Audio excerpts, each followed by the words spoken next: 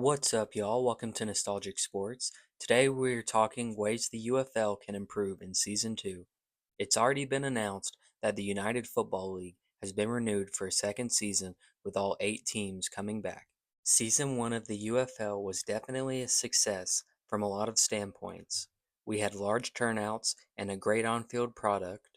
TV viewership was up, and that was a huge win for the league, but the fan attendance at games left a lot to be desired. So when it comes to how the league can improve overall, I have a few ideas we will discuss.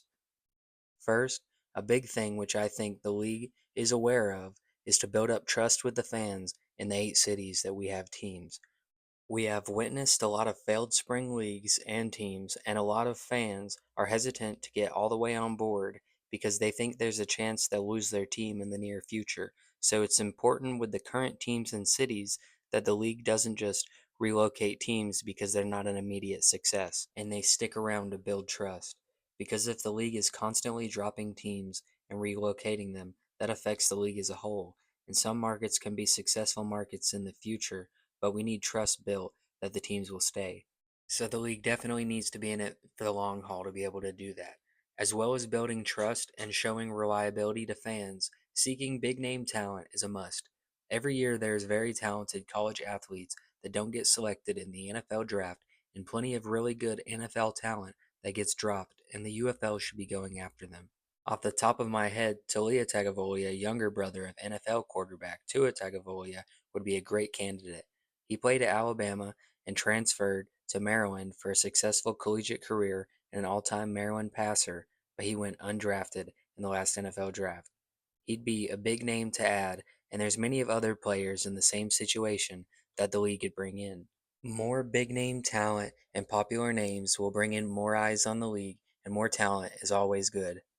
So they need to seek out the most talent they can find, which they've done a pretty good job at recently with bringing players to the NFL and a lot of other successful big names. As well as that, the league also needs to invest more into advertisements into the local markets of the 8 cities and get involved in the communities as much as possible in an effort to strengthen fan bases and to bring in more fans to the home games.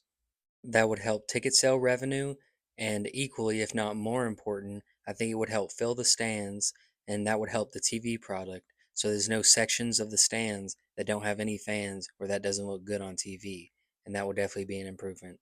I'll have a future video talking on ways the UFL can fix the attendance problem, but local marketing to get more fans in the stands is definitely a way the league could improve. As well as more marketing, I think something that the league could also do to help attendance numbers is to have more night games. A lot of the UFL's markets are in areas that get really hot in the spring and summer, and that could definitely deter people from going out to the game. Some of the 11 a.m. and noon kickoffs that we had were just too early. Night games would work out better without the sun blazing on everyone, with most of the team's stadiums being outdoors. The league did announce next season they will be introducing Friday night games, and I think that's a great idea for the league.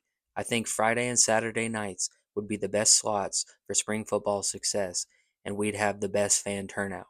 Also, when it comes to scheduling what nights to have the UFL games, it's also noteworthy that all 8 cities are considering the other sports markets in their area, and it would be smart to schedule around them if possible. It would not be easy to do so, but some examples would be if the University of Alabama is having their spring football game, don't have the Stallions play in Birmingham on the same day.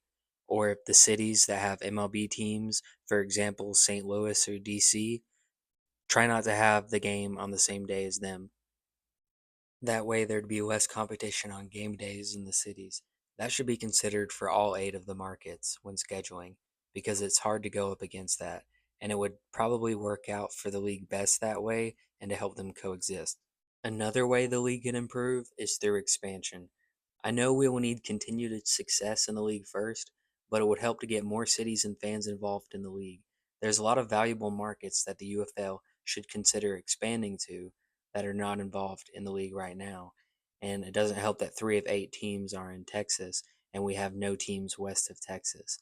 So expansion is definitely something that would be needed to bring more fans and more eyes onto the league. Bringing back lost XFL and USFL teams could also do that. and it could also get those fan bases back and start building trust with them and bring in trust from other cities that lost teams as well. Fingers crossed that'll happen in the future. Season 1 was definitely a success, but there's always room for improvement. What are some of y'all's thoughts on ways the UFL can improve? Let me know in the comments below. Also, if you have any future video topics you would like me to cover, let me know. The CFL is going on now, which I'm considering coverage of, so if anyone's interested in that. But more UFL videos on the way, and plenty of past UFL coverage is on my channel if you haven't seen those videos yet. Check them out. Thanks for watching, like and subscribe for more UFL and other sports content coming soon.